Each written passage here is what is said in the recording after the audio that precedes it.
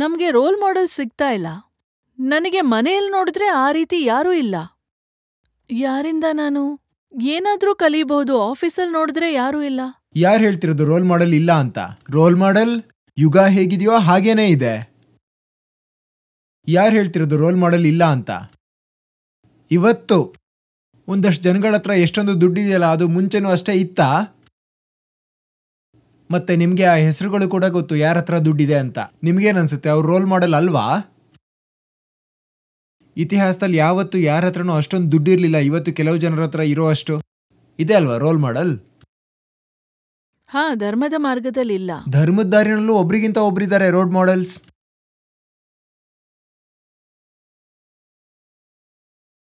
ಅವ್ರ ಹಿಂದೆ ಲಕ್ಷಗಳೆಲ್ಲ ಅಲ್ಲ, ಬರೀ ಕೋಟಿನೇ. ಮತ್ ಯಾರು ಹೇಳ್ತಿರೋದು ರೋಲ್ ಮಾಡೆಲ್ ಇಲ್ಲ ಅಂತ?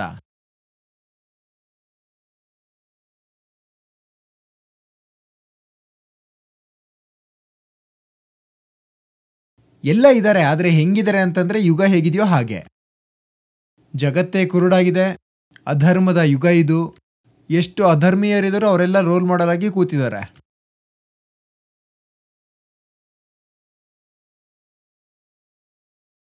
ಮತ್ತೆ ಜನ ಅವರಿಗೆ ಪೂಜ್ಯ ಅಂತ ಪೇಪರ್ ಹೇಗೂ ತರಿಸ್ತೀರಾ ಅಲ್ವಾ, ನೋಡಿ ಅದರಲ್ಲಿ ಯಾರ ಹೆಸರಿರುತ್ತೆ ಅದರಲ್ಲಿ ಅಂತ.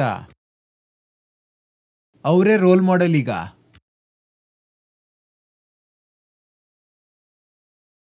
ಯಾವುದಾದ್ರೂ ನ್ಯೂಸ್ ಸೈಟ್ನ ಓಪನ್ ಮಾಡಿ ಮತ್ತೆ ನೋಡಿ ಯಾರ ಬಗ್ಗೆ ವಿಷಯ ಬರ್ತಿದೆ ಅಂತ.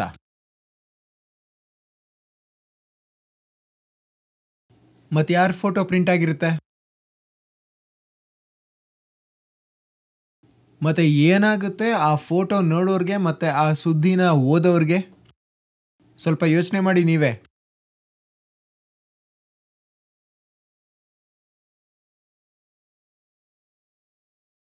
ಹಂಗಂತ ಈಗ ನೀವು ಆ ಫೋಟೋನ ನೀವು ಯಾವಾಗ ನೋಡ್ತೀರಾ ಆಗ ನೀವು ಫೋಟೋಗಳನ್ನ ಕೇಳೋಕೆ ಶುರು ಮಾಡ್ತೀರಾ. ಈಗ ಫೋಟೋ ಮತ್ತು ಸುದ್ದಿಗಳು ನಿಮ್ಮ ಹೆಗಲ ಮೇಲೆ ಕೈ ಹಾಕೊಂಡು ಗುದ್ದೋಕ್ ಶುರು ಮಾಡ್ತವೆ. ಹೇಳ್ತವೆ, ನೋಡು, ನೋಡ್ಲೇಬೇಕಿಲ್ಲಿ.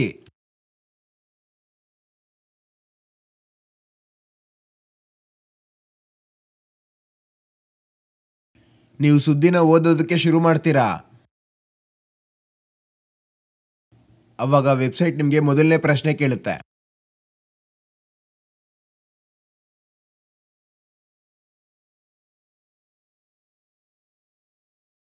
Which of the two is hotter?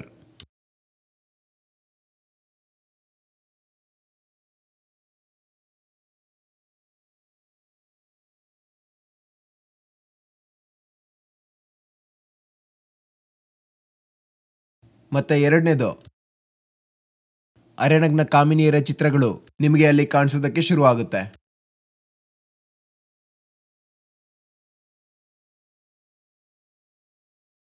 ಬಹುಶಃ ನೀವು ಅಲ್ಲಿಗೆ ಯಾವುದಾದ್ರೂ ಹೀಗೆ ಒಂದು ಸಣ್ಣ ವಿಷಯನ ಓದೋದಕ್ಕೆ ಹೋಗಿರ್ಬೋದು. ಮತ್ತೆ ಈ ಸಮಸ್ಯೆ ನಿಮ್ಮ ಮನಸ್ಸೊಳಗಡೆ ಹೋಗಿ ಕೂತು ಬಿಡುತ್ತೆ.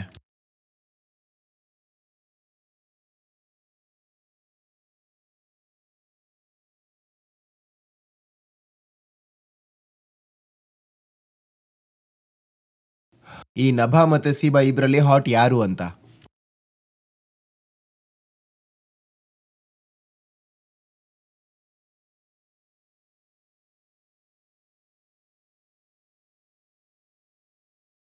ಆದರ್ಶಗಳಿಗೂ ಏನು ಕಮ್ಮಿ ಇಲ್ಲ. ಅಲ್ಲಿ ಚಿಕ್ಕ ಹುಡುಗಿರು ನೋಡ್ತಾ ಇರ್ತಾರಲ್ಲ, ಅವರು ಹೇಳ್ಬಿಡ್ತಾರೆ, ಒಬ್ಳಂತಾಳೆ ನಭಾ ಹಾಕ್ತೀನಿ, ಒಬ್ಳಂತಾಳೆ ಸೀಬಾ ಹಾಕ್ತೀನಿ. ಸಿಕ್ತಲ್ಲ ಆದರ್ಶ.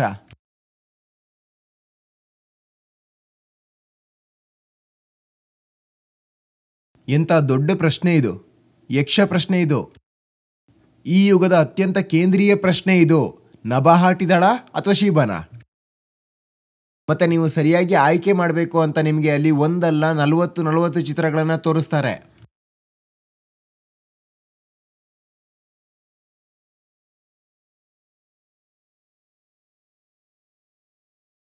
ಅಲ್ಲ, ದೊಡ್ಡ ನಿರ್ಣಯ, ದೊಡ್ಡ ಆಯ್ಕೆ ಇದು. ನೀವು ಯಾವತ್ತೂ ತಪ್ಪಾಗಿ ಆಯ್ಕೆ ಮಾಡಬಾರ್ದು. ಅದಕ್ಕೆ ನಿಮಗೆ ಪೂರ್ತಿ ಸೂಚನೆ ಕೊಡ್ತಾರೆ.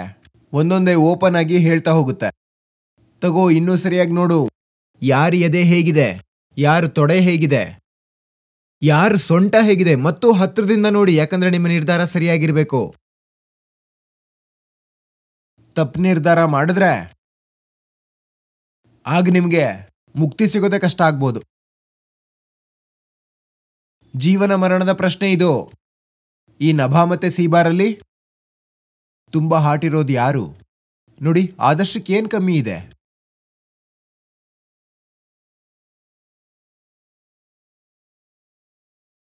ಪೂರ್ತಿ ಪತ್ರಿಕೆನಲ್ಲಿ ಮತ್ತೆ ಆ ವೆಬ್ಸೈಟ್ನಲ್ಲಿ ನಿಮ್ಗೆ ಅಷ್ಟಾವಕ್ರನ ಹೆಸರು ಹುಡುಕು ತೋರಿಸ್ಬಿಡಿ.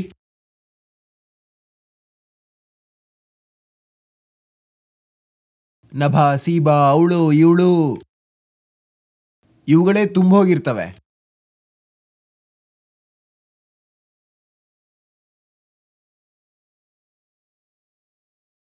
ಇಬ್ಬಿಬ್ರು ಚಿಲ್ರೆ ಜನ, ಅವರಿಗೆ ದೇಹನ ತೋರ್ಸೋದ್ ಬಿಟ್ರೆ ಬೇರೆ ಯೋಗ್ಯತೆನೇ ಇರೋದಿಲ್ಲ. ಅವರು ರಾಜ ಮತ್ತೆ ಆದರ್ಶ ಪುರುಷ ಕೂತಿರ್ತಾರೆ.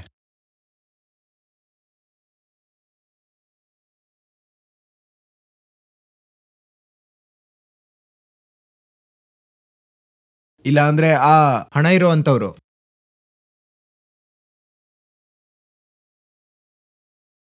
ಹಣ ಸಂಗ್ರಹಿಸಿ ಇಟ್ಕೊಂಡಿರೋರು,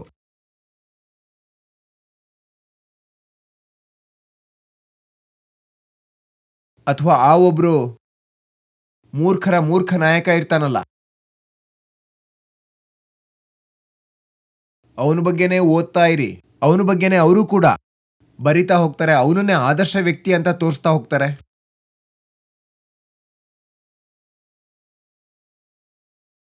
ಆದರ್ಶಗಳಿಗೆ ಏನ್ ಕಡಿಮೆ ಆಗಿದೆ?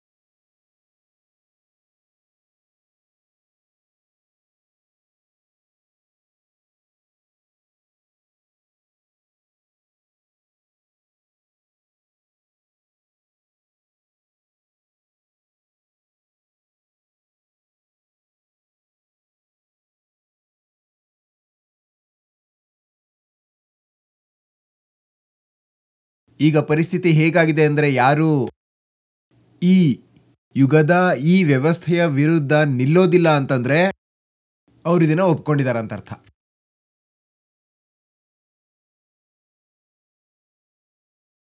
ಹಾಗಾಗಿ ಈಗ ನಿಷ್ಪಕ್ಷಪಾತ ಅಥವಾ ತಟಸ್ಥವಾಗಿರಲು ಯಾವುದೇ ಆಯ್ಕೆ ಇಲ್ಲ.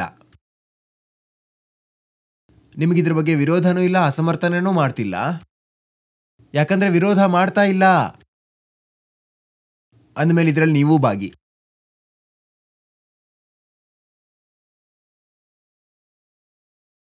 ನೀವು ಕೂಡ ಭಾಗಿದಾರರೇ. ಇದನ್ನೇ ತಿಂತಿರೋದು, ಇದನ್ನೇ ಕುಡಿತಿರೋದು, ಅವ್ರು ಮಾಡಿರೋ ಪ್ಲಾನ್ ಪ್ರಕಾರನೇ ನಡೀತಾ ಇರೋದು ಅಂದಮೇಲೆ ಭಾಗಿದಾರರೇ ಅಲ್ವಾ? ಏನೂ ಮಾಡ್ದೇನೆ ಭಾಗಿದಾರರಾಗಿದ್ದೀರಾ. ವಿರೋಧ ಮಾಡಬೇಕು ಅಂತಂದ್ರೆ ಬೇರೆ ಏನಾದ್ರೂ ಮಾಡ್ಬೇಕಾಗತ್ತೆ. ವಿರೋಧ ಮಾಡಬೇಕಾ ಅಥವಾ ಮಾಡಬಾರ್ದಾ, ಭಾಗಿದಾರರಾಗಬೇಕಾ, ಇದೆಲ್ಲ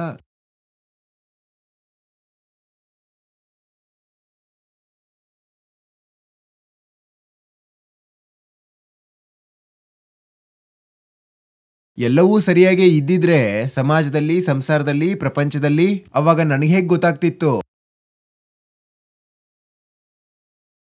ನಾನು ಈ ಕಡೆ ನಡ್ಕೊಂಡು ಹೋದ್ರೆ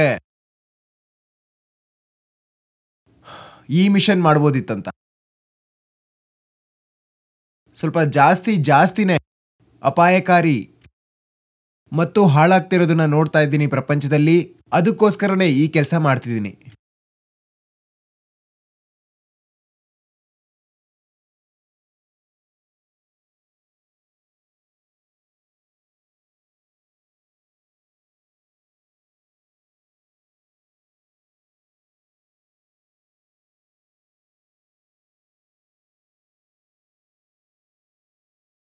ಎನ್ಲೈಟನ್ಮೆಂಟ್ ಇನ್ನೊಂದಷ್ಟು ಕಾರಣದಿಂದ ಈ ದಾರಿನ ಹುಡ್ಕೊಂಡಿಲ್ಲ ನಾನು.